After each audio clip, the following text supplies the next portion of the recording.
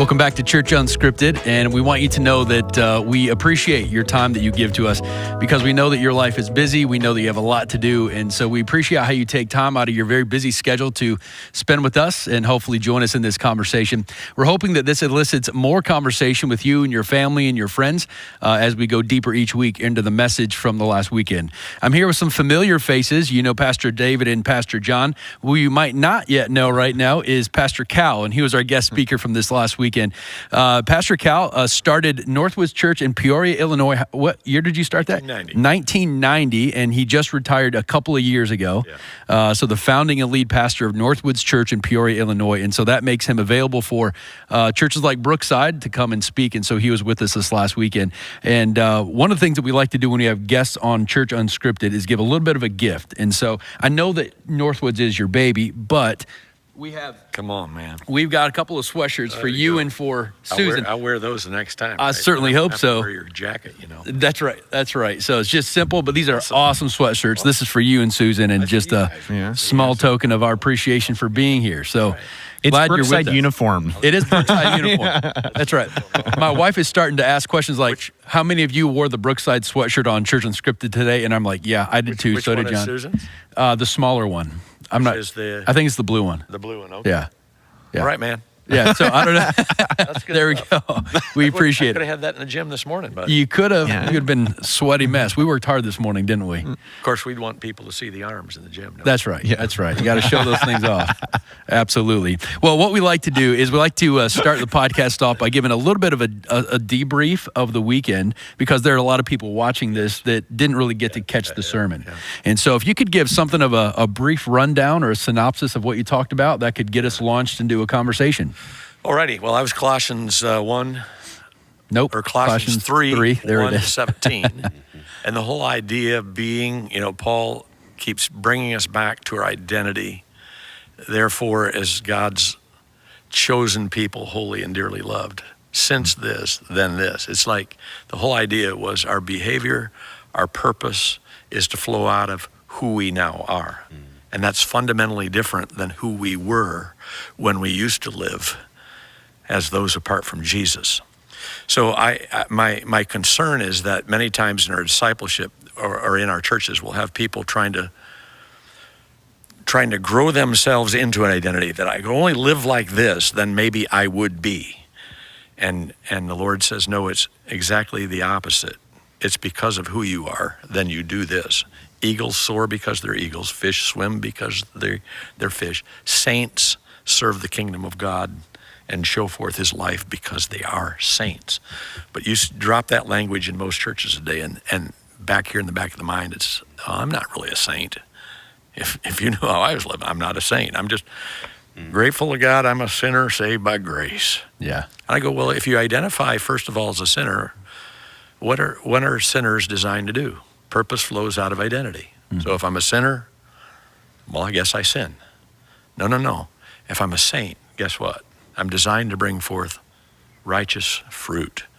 And that's the supernatural character of the kingdom. Yeah, I really think the difference is that between behavior modification, right. Which is a lot of us are tending or sin management, and then of transformation. Right. And so I really like the whole idea of purpose and behavior flow out of your identity. How does that work? And then what happens when you behave outside of your identity? Well, anytime we behave outside of our identity, that's when I say to believers, it feels really good when you sin, doesn't it? No, most of us live with shame. Most of us live with condemnation. What is that saying to you? That's not who you are. You're acting in accordance with maybe who you used to be, but it's not who you are now. And that's why you're never going to enjoy sin. Mm-hmm. So let's get after what it means to cut that stuff off. And I always like to say there's fruit and there's root. There's a root to everything in your life. Most of the time we just say, well, stop that behavior, stop that. Yeah, well, that's good because that frees you from the consequences of your behavior. So if somebody's drinking, and this type of thing, we want that alcoholic to stop drinking. Why? Because he's not going to suffer the consequences of his overindulging. Mm-hmm. But at the root, it hasn't been healed. Why do I drink? Why do I do what I don't want to do? See? Yeah. That's not an issue, Mm-hmm. Paul asked that question, and I'm not sure Paul's asking that from a saved perspective at that point. Romans 7, there's some, idea there that he's talking as a person who, maybe isn't yet fully saved, or isn't saved, or however you want to say that. But he says, as a chosen, holy, dearly loved child of God. The cho-loved. Is that who you are? Yeah. Yes, that's who you are. Then this is how you're to live. Mm-hmm. And not only that, but when I start to affirm and activate that identity in my life, I find out all of a sudden there's like a power to choose exactly how I am supposed to live. Yeah. John, you have a history in social work. Yeah. That was your degree, wasn't it? Psychology. Psychology, yeah. Okay. But for a couple of years, you would go into people's homes. Yeah. You would check on them and so forth. So you dealt a lot with families that had addictive behaviors that was destructive. I mean, the stories you've told are pretty crazy and stuff. So we've talked on this podcast before about this concept called addiction flip or behavior swap, where we believe that, Satan has no shortage of behaviors or outlets for your brokenness inside. Yep. So if you sin manage one behavior, he's going to say, I've got another one for you over here. Absolutely. So when you worked with all these different families, how often did behavior flip or sin management work? Oh, I mean, let's talk about something simple. It's like smoking. Sure. What would a doctor tell you to quit smoking? The first thing they say, chew nicotine gum. Yeah. Then after that, trade it out for something. Trade it out, and it's still, the nicotine's what's addictive anyway, so you're not really doing anything there. Mm-hmm. Then, okay, just chew gum. And if you see, you just kind of, that's the next addiction or whatever. You're not dealing with what's causing the addiction at whatsoever. Mm-hmm. So when you were talking, I think it ties all together is, I think most of the world just looks at behavior modification and thinks things are fixed. Mm-hmm. And they're not looking at the heart and the heart modification. Absolutely. And so I think that's what I saw is more often than not, it's okay, they're not doing this destructive behavior. Now they're doing this culturally or socially acceptable behavior that still is an issue. Like when it comes down to our heart. You use the word when you were talking about alcoholism, you said overindulge. Like you're not dealing with the overindulgence of the addiction. You're just overindulging in something else that doesn't have as much harmful effect. Right. Yeah. And so I was actually thinking just about the church in general. So I want to flip the question back to Cal a little bit, okay? Please. So I'm thinking about the church. And so when we focus on teaching identity in Christ, I find that a traditional understanding of that inadvertently contributes to a performance-based faith. So how do we counteract that expectation? Because I see a performance-based faith. Earlier we were talking about Mormonism, performance-based faith. You do these things to get this. And how do we flip that script? I'm saying I think that our discipleship has always begun with, to become a mature Christian, I've got to change my performance. Read the Bible, pray. You do these things, and it becomes really easy to think, if I do these things, I will become this. I'm saying it's exactly the opposite. We have to start with imprinting identity on people's hearts. And that doesn't come through performance. That comes through healing of the wounds, breaking off of the lies. There's a lot of freedom ministry in this. And it really becomes healing of the heart. What Jesus said, part of his coming, Isaiah 61 and Luke 4, was to bind up the brokenhearted. There's a lot of brokenhearted in our church. There's a lot of people not living from their hearts. I didn't know what it was to live from my heart. I wasn't taught to live from my heart. I was taught to deny emotion. I was taught to just stuff emotion. That was the Mennonite way we came from. Yeah, then we come to church and we're supposed to love each other deeply. Right. You kidding me? We don't even know how to hug each other. I don't hug each other in my home, I didn't grow up with family hugging. That was crazy. And then 5th grade, my dearest friend dies in a fire. And I remember as God began to heal me, he takes me back to that and says, what were you feeling? I'm in the car that day with an ocean to cry, and I want my mom and dad to stop the car and help me because I'm dying here. I was a pallbearer at fifth grade. And there was no stopping of the car. And so what that led to was just an anger, a feeling like, and the lie I heard was they think you're stupid. that you don't know what's going on. Yeah. And I'm dying inside. And I learned, well, I guess you just don't. You just have to push that stuff down. Just push that stuff down. Just push that stuff down. Our churches are full of people who just push that stuff down. I think Satan capitalizes on that stuff. Absolutely. Yeah. We're not living from the heart. Where's the Holy Spirit speak to us? He speaks in the heart. And we got to awaken the heart and let the heart be healed. And see, I think that's the difference. That's what I was trying to pivot to, is I think in Christianity, we're providing a solution that is not just skin deep. It's not behavior. It's and God most of our transforming the heart. discipleship doesn't touch more than skin deep. I agree. And this is what Dr. Marcus Warner, some of you will remember Dr. Tim Warner, who is the president of Fort Wayne Bible College.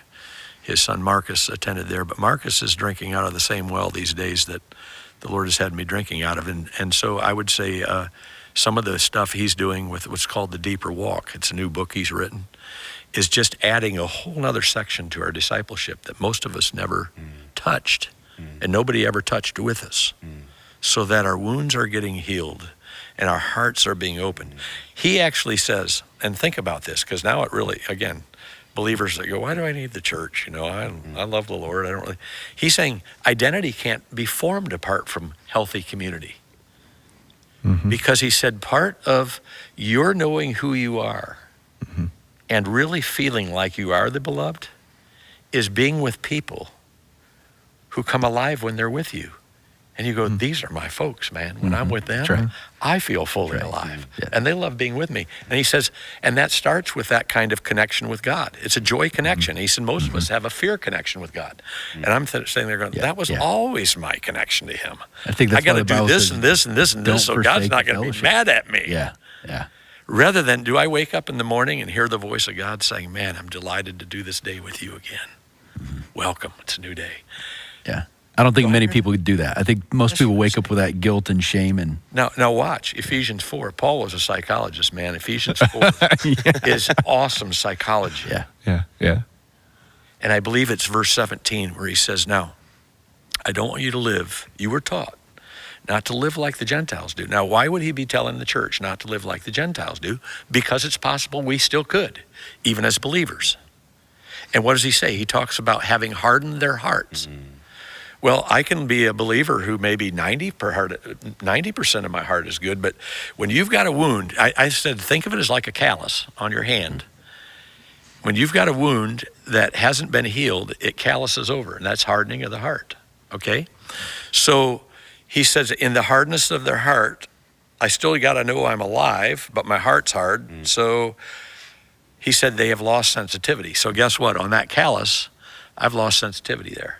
I can't feel that like I do in this part of my hand, all right? So that's what happens in my heart. I've hardened my heart. What happens? First of all, I lose sensitivity. Then, because I still got to know I'm alive, I give myself to sensuality. I start living for my senses, what I can see, feel, taste. Now some other stuff starts to look really good to me because that's how I'm living. My heart's not alive. I'm not hearing the Holy Spirit there. I'm doing all the right things, which is left brain, but right brain is just not connected. And that's where I'm connected to my heart, okay? And so hardening of heart, I lose sensitivity, start giving myself to sensuality so as to indulge in all kinds of impurity. And then finally with a continual lust for more, that's addiction. It's all right there in the scriptures. I remember when God began to heal me, I was sitting in a seminar and I began to weep. And he said, Kel, what happens when a believer hardens their heart? And it was just so evident. That's exactly the process that takes place. I lose sensitivity there. I start living through the senses. And then you end up indulging in some kind of impurity that you know is wrong. And then because what drugged you out last time always takes a little bit greater. I always say, what's your drug of choice? Believers have their drug of choice. It's not always alcohol. It's not maybe jumping in bed with somebody or whatever. But there's a drug of choice somewhere that you can know. It's a pattern in your life by which you are numbing yourself out. And that's the indication that something in your heart needs to be healed. So Cal, when you're saying all that, like what you've experienced and the anger that you felt when you were 5 and the different hurt and things, like what would you say to somebody who is sitting at home right now listening to this or at the gym or whatever, and they're like, man, I have a lot of wounding in me, and I can see that my identity needs to be in Jesus. I hear you say that, but how do I actually embrace that and begin to shed off all of these negative things that I'm living in? You have Eric bring me here for freedom ministry and deliverance ministry. We train our churches how to do this. So we have a freedom ministry where we deal with the healing of memories. We deal with father-mother wounds. We deal with vows and judgments, because when I've been wounded, it's easy to take on a vow. I'm never going to do that. Listen, you can sit here and preach till you're blue in the face about how people should be serving in the church, or even you made a call, we want people in children's ministry.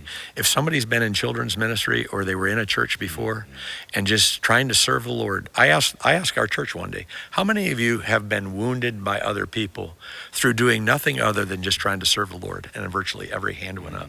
I said to those who didn't have their hands up, see, you guys are the ones that haven't served yet. Yeah. But it gets easy if a person doesn't know how to maturely handle that. Then they say things like this, I'm never serving there again. That's the vow. See, now I'm listening to lie. I got wounded, and now the vow shuts it down. You can preach and preach and preach and preach, and that person is listening to it through a wound that has never been healed.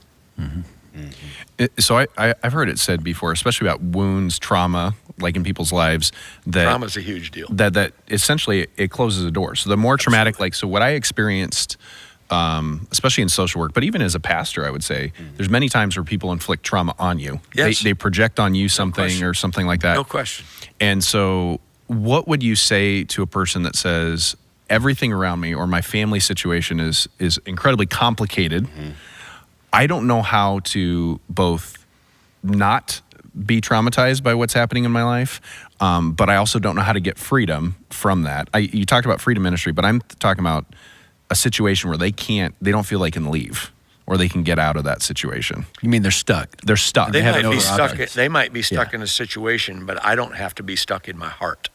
Yeah. And this is what we're talking about. I can't always change the situation. But my changing how I'm responding to it will often change the atmosphere of everything. I've watched it through where people didn't even know they were carrying a root of bitterness in their heart. And the Bible talks about how that root of bitterness will defile many, because you know how it is. If you're carrying it in your heart, you're talking to 15 other people out here about, I can't say it comes out. You know, even if you're not intending to, it comes out. And so part of our freedom ministry and part of deliverance ministry is always, who is it that you are carrying in your heart that you need to forgive from your heart? And I use a particular method to help people really forgive from their heart. I could take you to a situation right now through my daughter's best friend, where I did deliverance with her a couple years ago when I was traveling in Montana. Situation where her mom basically didn't want anything to do with her anymore, and this and that, very deeply wounded. From there, for realizing that I need to forgive my mother, whether or not I can change the situation. To just having a birthday. About 2 weeks ago, my daughter asked me to write the poem for what she was going to do for her. And it was buying her a plane ticket from Montana to New Mexico. The family had canceled everything they were going to do for 3 or 4 days because their daughter was coming home. And they were going to just have the most wonderful time with her mom and her dad and her brother, whereas 2 years ago, there was no relationship there. Never. How does that happen? Yeah. There's so much. And I'm saying it started in a little trailer out there in Montana on a day where we did freedom. And it didn't change her mom at that point. It changed her. Yeah. And isn't it interesting that about a month later, her mom made a call and said, I'm missing you. What's going on? And I'm going, okay. That's really good. Now, I don't know that it always happens that way. Yeah. I'm just saying I'm not carrying the junk anymore. Right. And I'm just saying, when you're not carrying the junk, the people around know that. I've had many, many people who've maybe gone through freedom or they've gone through deliverance, and people, without even knowing, will say, something's different about you. What is that? Right. This just needs to become a part of our discipleship in the church. Think about how different it would be if somebody comes to Jesus, and one of the first things we do with them is we sit down and we get them through the stuff that they need to forgive and the people who hurt them, and teach them how to do that kind of thing and how to live from the heart, bring the heart alive again. Right. And we heal and let Jesus heal those wounds of the heart. Man, now Now you can give them things to do, and it's coming out of that place where I want to do this because of, man, this feels good to walk with Jesus this way, you know? It's joy connection. It's not teaching them, now because you're a believer, you start doing this and this and this and this. That may be true that I do those things, but if I'm doing it in order to heal the heart rather than from a healed heart, you see? Yeah, it's much different. So there's. I say our we went to the weightlifting this morning. You know, we went to the weight room this morning. So I always say our spiritual disciplines are like going to the weight room, and we have to do that. That's part of how our strength comes as believers. Fasting, reading the Word, prayer, worship, fellowship, all those things that are part of our spiritual disciplines. Yeah, that's our weight room. God won't lift the weights for us. He tells us to get in the weight room. He gives us strength to go in and lift the weights, and we get stronger as we do. But my question is, if somebody has a broken arm and all you know is weightlifting, how do you get them through a broken arm? We're going to take them into the weight room and say, come on, lift. You're not trying hard enough. Try harder. And they're going, oh, I can't. You know, why they got a broken arm? Guess what? Yeah. A broken arm takes something different than the weight room. We got to get that thing set. We got to get the poison out. We got to get, hey, once my arm's healed, man, I'll lift like never before. And I'm just saying to the church, there's more to our health than just lifting weights. There are times I have a pulled muscle. There's times I got broken bones. Those things need to be set. And that's kind of what the freedom and deliverance ministry helps cover, that the weight room doesn't. And people probably don't even know that they have some kind of spiritual broken arm. And I think that's why. We haven't known how to deal with it. Yeah. That's why you need to put on the full armor of God. We've got a lot of people, believers, but either they don't know how to or they're unwilling to do those necessary spiritual disciplines to put on the full armor of God. And that's why Jesus, what is it, Matthew chapter 12, talks about the idea of a strong man. That's why in Matthew chapter 16, he tells Peter, I'm giving you the keys of the kingdom. Yep. And whatever you bind on earth will be bound in heaven. I don't think we understand the authority we have in Jesus with the indwelling of the Holy Spirit over the demonic world, over the spiritual world. And so we just kind of let ourselves get taken by whatever strong man shows up in our life. Yeah. Everywhere Jesus went, it was teaching, healing, and delivering. And I just say, are those three present in our churches today? I think we think everything gets taken care of through teaching. You know, which is, again, there's teaching and discipleship. I need to know the Word. I need to be grounded in doctrine. I need, you know, but where's the healing and delivering? Or was that just for the first century and the rest of it? You know, we don't get any of that today. He said, no, I've come to bind up the brokenhearted. I've come to set the captives free. I've come to release the oppressed. That's all the language of freedom and deliverance. And yes, I can be carrying a spiritual stronghold, the demonic stronghold in my life. That's why Paul said, don't give the devil a place, a base of operation, Ephesians 4. Well, why would he be telling believers, don't give the devil a base of operation? If it was impossible for a believer to give the devil a base of operation. I'm not talking, I don't like, the worst translation in our Bibles, even our NIV, still has demon possession. Listen, that sounds like ownership. The devil owns nothing in a believer, but he can be a squatter on your front lawn. All right? Jesus owns the house. He is my owner. But I can invite in my soul, my mind, my will, and emotions, I can invite squatters onto the property without knowing I made agreements. And so when we talk about freedom and deliverance, it's getting rid of the squatters. And when we do, you know you're free in a new way. And the lawn, I always say, if you invite a squatter on the lawn, he set up his tent, now he's drinking his beer and throwing his beer cans all over the place. Can I say this on here? Peeing all over the lawn, this type of thing. So here you got the house. Jesus lives in the house. But man, the front lawn is so rugged and ragged, it doesn't, you know, it's almost like, is anybody living there? Jesus owns it. He's the owner of the whole thing. But we are in partnership with him. And so we got to act, you know, I've got to be in obedience to what's going on in that front lawn too. You said this weekend, I really like the language. You said the only authority that Satan has over us is what we agree to give him. It's like some spiritual legal contract. It is. That we allow him to have Absolutely. it.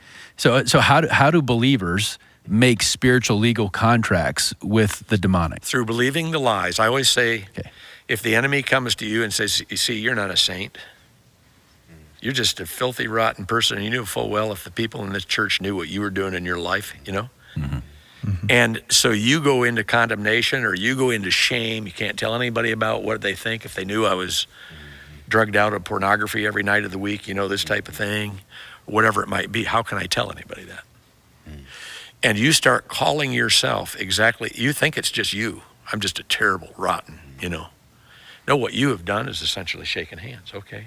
That's how you come into contract. Every time you buy a lie and start repeating what he says, you have essentially shaken hands with him and said, okay, I'm going to believe what you're telling me rather than what God says about me. How do people know that it's a lie, though? I mean, well, a lot of times, I would say, first of all, they probably don't. That's why they're buying it. But I'm going, does it sound like the Father? Just think about your own self-talk. What's it look like? What's it sound like? For years, I told myself how terrible I was. Even though I knew God loved me, I knew how rotten I was. I didn't know I was in contract with the enemy and shaking hands in agreement with him, because I was essentially saying to me what he was trying to get me to agree with. That's an agreement that I've made with the enemy. So I'm only saying this as devil's advocate, okay? Sure. So we're talking about the devils. Well, I know. Wait a second. Way too confusing here. Wrong phrase at the wrong time. Okay.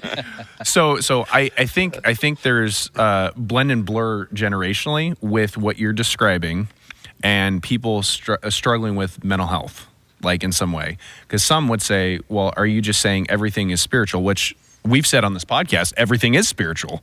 But on the other hand, there is people that maybe have some chemical deficiency. I've heard of vitamin D deficiency or vitamin B or something like that. And when it gets rebalanced, they find their identity in Christ, but it was something that they were struggling with internally. So what would you say to someone like that? I would say, and I always cover that base when we're doing freedom ministry and this type of thing, because I want to know what kind of drugs they're taking, medications they're taking. That most of our hospitals, we're going to operate or medicate. So what kind of medications? What is that for? Well, that's for my depression. That's for my panic attacks. That's for this. That's for that. My question is, so is that helping you? Because if it's purely, and it could be, if it's purely a chemical imbalance, then the right things will balance it out. Yeah, exactly. Yeah. But there's a lot of people who are taking all of that stuff and it's not better, which tells me, well, I guess my guess is as good as the hospitals at this point. Yeah. For the doctors. Exactly. That's not helping you. So let's maybe look, let's expand our search. Yeah. But I think Satan can even take advantage of a chemical imbalance.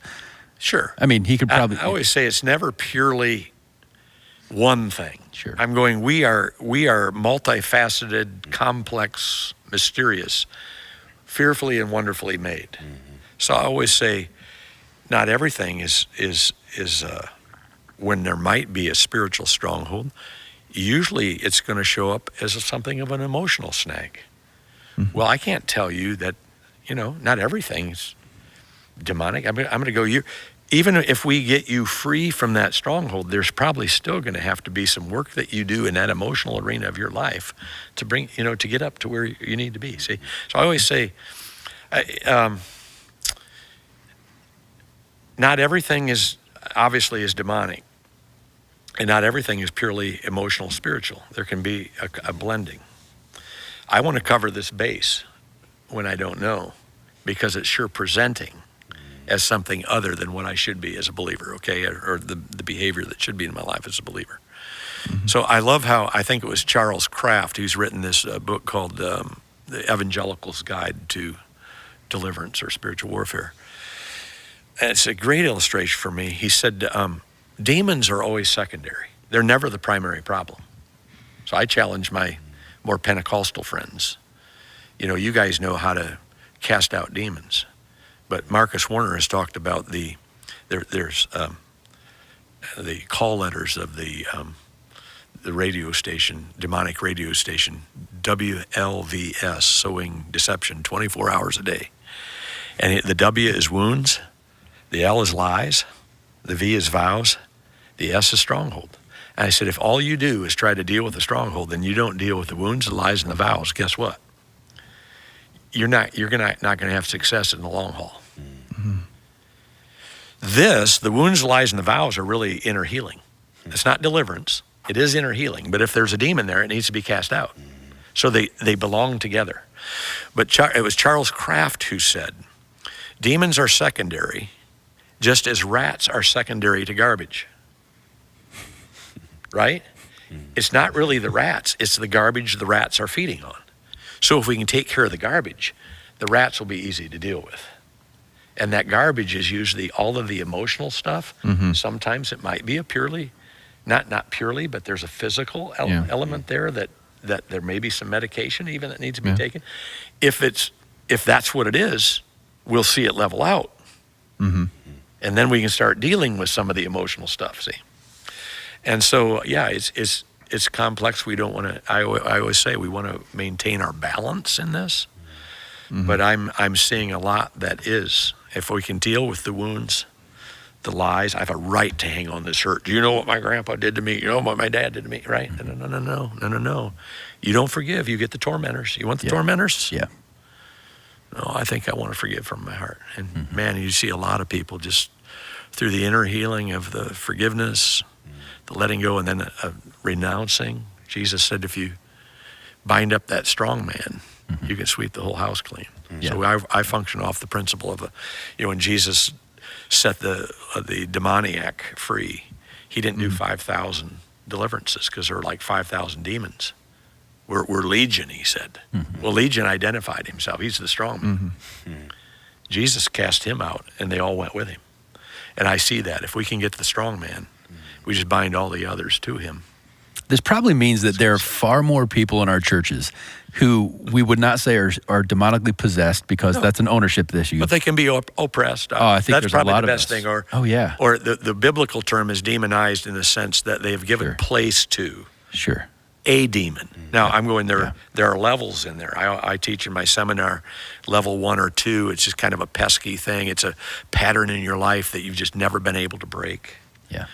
Levels 3 and 4, it might be even as disturbing your sleep. It is addiction. And you move on up to where 7 and 8, it's occultic. And then 9 and 10 almost looks like total control, even with Legion, I always say. Isn't it interesting? 5,000 demons, and they could not keep this man from falling on his knees at Jesus' feet.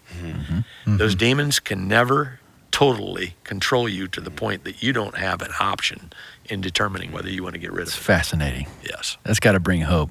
Yes. I wonder if I can bring the conversation a little bit back to the concept of identity, which I think part of the reason that so many of us focus more on the behavior, the outlet of identity, than the identity itself, is because the behavior is tangible, it's physical, it's verifiable, those kinds of things. Identity seems to be more nebulous, especially in a day right now where there's multitude of identities. You have your political identity, you have your sexual identity, you have your gender identity, which I don't know if I buy into that concept. Identity issues. Absolutely. Fundamentally. Yeah, but I mean, at the root of who I am. Yeah. So how do all of these different identities relate to what we're trying to suggest is an identity in Jesus? Because it brings them all together. That's what I'm asking. Because if I say I'm a conservative Republican or a liberal Democrat, then I have a worldview that can somehow come from that identity. And I need to know, how do all of my other identities fall in line with the ultimate authority of my identity in Jesus? I would say, again, that's my first response to that is all of these other things are not identities. Okay. They're false attachments through which we're trying to get our identity. Okay. Our true identity is only rooted in Jesus and understanding who we are in him. Now, outside of that, what I do and how and the lens through which I see, how much is that governed by the scriptures now that I am in Christ? But those are not. I'm saying you're right in the fact that a lot of people are bound by false identities because they don't know who they are at root. Their true identity. Now, I've just experienced a transition 2 years ago. Guess what? I was, for my first 9 months, while I was traveling. This is after your retirement. Yeah. Or my transition. Transition. I'm not retired. There we go. I'm retired until I go to heaven. Okay. I'm not going to retire then, because we'll be busy up there. We're going to be doing a lot, right. man. We're going to be in the fullness of what God intended for us. But what I'm saying is, all right, I've only known pastor. I've only known leading a church for 37 years. And I'm saying part of what I was, if I can put words to what I was wrestling with while I was grieving that transition, was, well, who am I now? That's like an identity question. who am I now that I'm not standing on that stage? Man, Northwoods gave me a voice, gave me influence. I mean, that was a large ministry with large reach. And it's like, I don't have that anymore. Who am I now? And it was through a book by George Sweeting. Some people remember that name. He was a great author. He was a pastor. He was president of Moody for several years, then a chancellor. I think he's still alive at like 99 today. And his son, Don, was he may still be, but he was the president of Colorado Christian out in Denver. He comes to his dad a few years ago. His dad was 88 at the time and said, "Dad, you have one more book to write." And Sweeting said, No, I'm done writing books. No, you're going to write one more. Because he had written a book to new Christians early in his ministry, how to begin the Christian life. And Don said, you need to write a book on how to end the Christian life. And they did. They put together, and I'm reading this I bought about 5 or 6 books on how to transition. They were retirement books, in essence. But his was like, you know how it takes something that you knew and kind of dusts it off? Mm-hmm. Oh, okay, you're bringing me back. And he was really speaking to pastors about when you step away from, he said, why that's such a challenge for people is because what you do has become your identity, and it was never intended to be. Mm.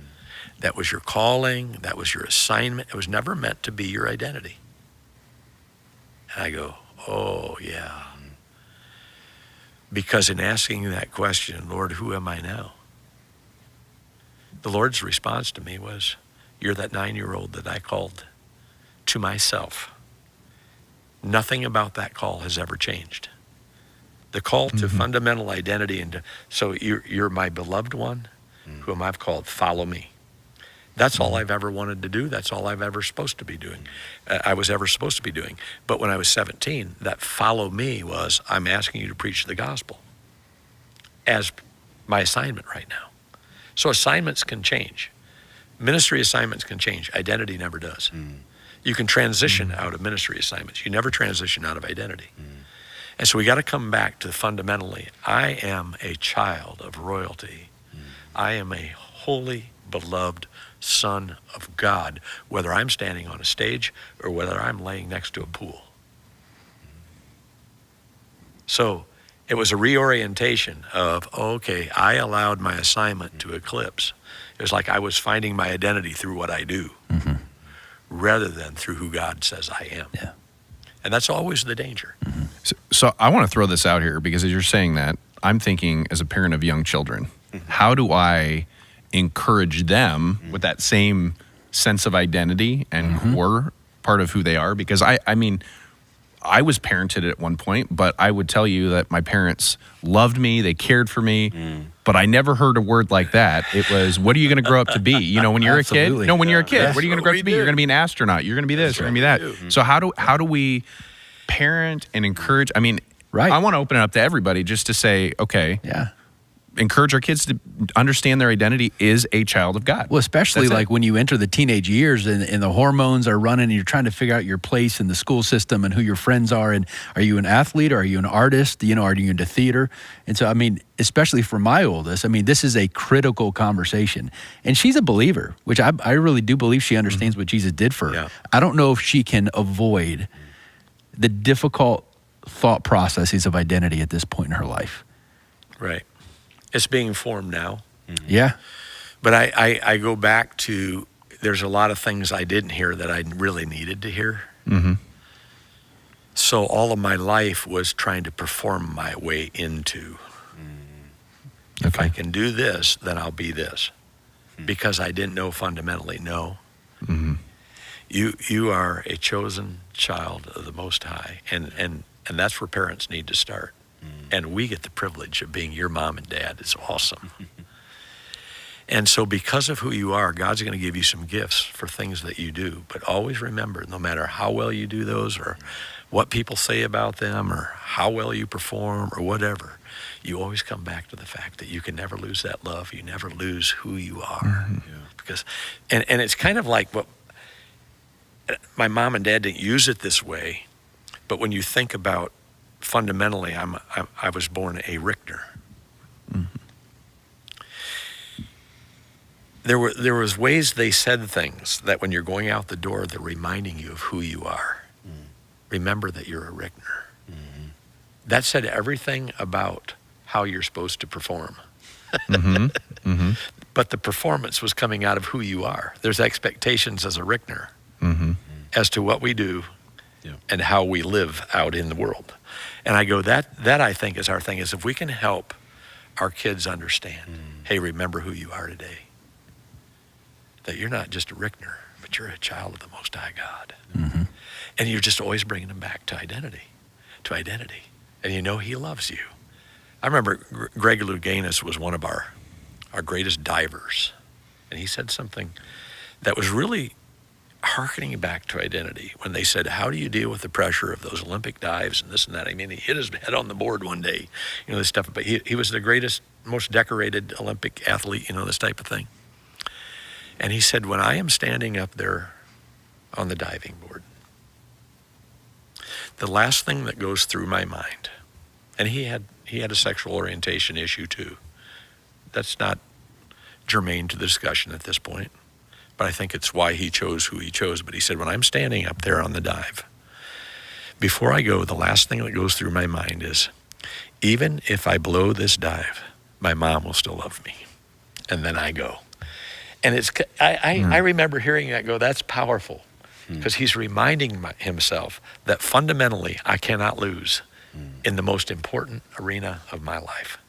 That sets me up to go for it and to risk, because I know who I am. And love will never be the question. I'll never question whether I'm loved fundamentally. He was taking that back to a mother that made him feel that way. But I go, we have to bring our kids back to. Mom and Dad love you, but we may blow it once in a while. But somebody in your life is never going to blow it, and they're never going to not love you. And once you are rooted in that, you don't have to perform for him. He has given you gifts, and he wants you to fly. So it's I'm not performing in order to do. I was always performing in order to feel good about myself, rather than fundamentally letting God heal some of those things in my life that came later. And I'm telling you, it's the difference is at an emotional, spiritual level. Waking up, I actually feel things today that I used to feel. I know that I am loved by God. I don't, the voices of shame and condemnation have fallen away. I sometimes go, I don't even know that guy anymore. Holy cow. Cal, I'm going to take something of a risk right now and kind of open the door. This might be a good place to end the podcast, unless you guys have another question that you really want to ask. And I want to give you full permission to say, no, I'm not going to say that.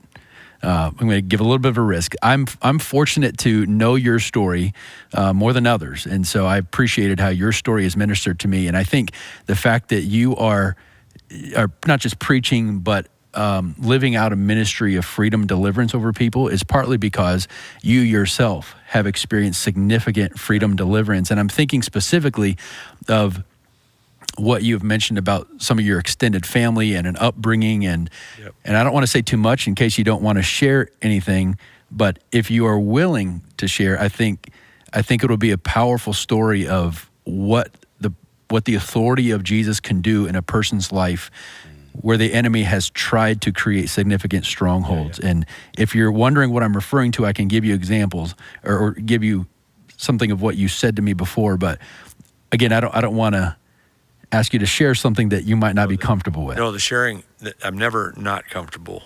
Okay. It's the story. Thinking of your brother, of a brother that you'd never met. Yes. Yes. And I shared that in Archbold, and then I went, should have I shared that? Because so anyway, I love sharing about it. It's just, how do I boil it down to 2 minutes? Okay. The other piece is, I want to make sure people understand that I share never from a place of ever wanting to dishonor my mother and father. I love them dearly. They're in heaven today. They did the best they could with 10 kids. And there's a lot that they did that I'm blessed by. But my story also runs through a woundedness that they didn't know they were carrying and that the church didn't know how to address, which became my woundedness. And so in my generation, I'm able to let's just say it this way. They gave me a foundation. I'm just trying to build on it. Sure. And that is finding out after my mother died in 2010. I found, and I did her funeral. I did my father's funeral in 2018. I always thought I had a father wound from the standpoint that when John Eldredge says fathers are about they bestow identity. Mm-hmm. Moms can't bestow identity. Fathers bestow identity. Mm-hmm. Moms help us. They are what give us kind of the heart of God. So that's why in his image we were made male and female, and we were all parts of that. I'm predominantly male, but I have female aspects to my character. We all ought to be able to show love and be tender and be gracious and this type of thing. And that's the mother heart that's bestowed. And so it takes dad and mom bringing those two together. But I always thought it was a father wound because I never felt like he was really proud of me. There was a lot of anger. I always wanted to please him, but we couldn't speak words of love. And I broke through that ice when I was about 19, 20, Bible college. I stopped at Christmas one night and told my dad I loved him. And through tears, he said, I love you too. And we were able to then, over the course of time, I had conversations with him that none of my other brothers and sisters did. And never left him without giving him a big hug and this type of thing. But I found out in my own healing journey that I had my bigger wound was a mother wound. Mom, for whatever reason, found it very, very difficult to express or show affection. Which I look at my wife today and I said, my kids would think there's something wrong with her if they didn't hear they were loved like 10 times a day, I never heard that from my mother. Never felt that, never was shown that. I felt shamed for being a sexual person. I was afraid to ever tell her if I had a girlfriend because she would just roll her eyes and go, oh, grief. So I just kind of grew up embarrassed of myself. And so when I was putting words to that later on in my life, I was going from as early as I can remember. I never felt okay with me. I really, at root, did not feel loved. And I can remember even at 4 or 5, knowing today what they are, it's kind of sad that I would imagine my own funeral as a little kid because you see your mom and dad crying and it make you feel good that now they're, somehow you hurt them by not being here, but now you feel they're showing that it's crazy. You know what I mean? But in your mind, you're going, I've never seen them express that kind of love for me. Well, the church's reaction is, well, they love you. They provided for you. They put a roof over your head. They did this, they did that. I go, yeah, we do that for orphans too, don't we? Am I supposed to be something different than an orphan in my own family? Well, then my aunt called because of some things I said at the funeral that she said they need to know. And there was a secret buried in our family that was never talked about. It was never talked about by my mom's family, either before or after, which I'm going, what?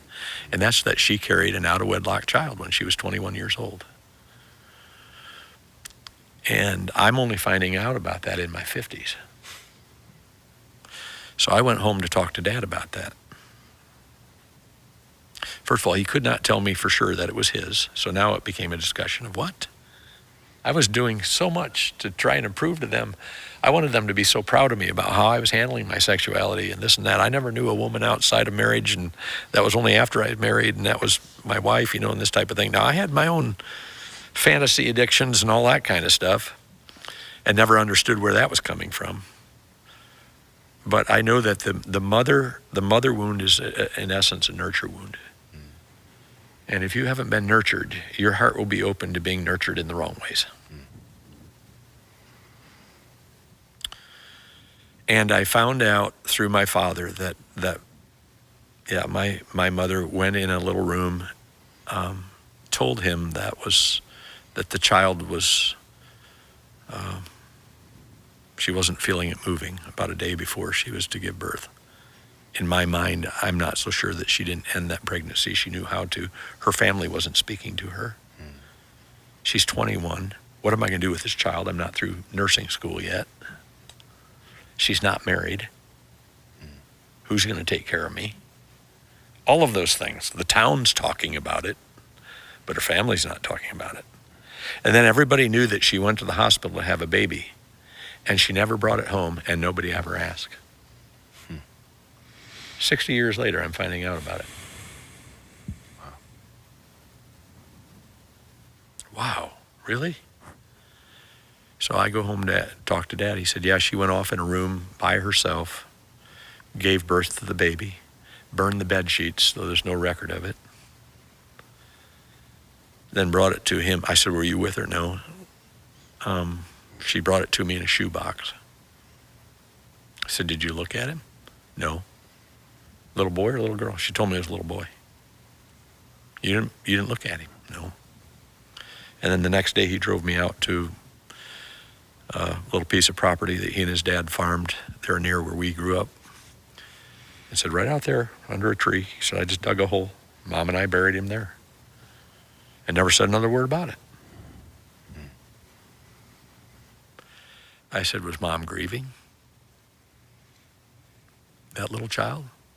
No. See, carrying a baby by yourself out of wedlock, giving birth to a dead baby by yourself, burying that baby, having no one there to ever lift that stuff. My mom was locked up in shame all her life. And I'm telling you, when I walked through this story, I rose up and said, that is not going to be the story in the church any longer. Here's the two caveats. If I write another one of the books that I might write one day, kind of carries this theme, that the place of your greatest brokenness and deepest shame can become the source of your greatest ministry if you'll let God heal you. Mm-hmm. Most of us sit in our little secret shame. Mm-hmm. Here's the second caveat to that. He can't heal what you conceal. Mm-hmm. That's why James 5 says, God can forgive every sin. But he said, you want it healed? Mm-hmm. There's got to be confession with others. That's right. Because there's getting this stuff out in the open that now opens me up to ministry in ways. And I'm loved in community even in spite of what I've done. That's part of what that says. My mom never knew any of that. I never got to see my mom's greatest ministry. I buried a child that lived for 10 hours. Did my mom come up and put her arm around me and weep with me and say, I'm so sorry. I've been there. She just stood there. And I today go, it was a nurture wound. It was a nurture wound. All I was ever looking for, now I know, was somebody to validate me and nurture me. And I've watched sexual sin just decimate my family in some ways. Not everybody, but different ones that I go, that was the fruit. Why is that in a family of people who know Jesus? Well, I kind of understand it today. I'm not blaming my mom and dad. I'm just saying none of us were really living from our hearts. None of us were living, we've got wounds in there that we've just never dealt with. And I want the church to be awakened and opened up to be able to live out of their hearts and to know you don't have to sit in your secret shame. Let God heal that, and you will now start using your story because you're no longer ashamed of it. Yeah. You'll be able to say, I want to tell you what God has healed in my life and how he can bring healing to you. Absolutely, absolutely. Well, Pastor Cal, thank you so much for being here, and thank you for joining us. And our hope and prayer for you is that as Cal has walked through his journey over all of these years of understanding his identity in Jesus and watching him heal the brokenness, the pain, the lies that he believed in and so forth, we're hoping and praying the same for you. And so thank you again for being here. If you have not yet subscribed, make sure you click that button. Share this with your friends so they can experience this as well, and we will see you on the next episode.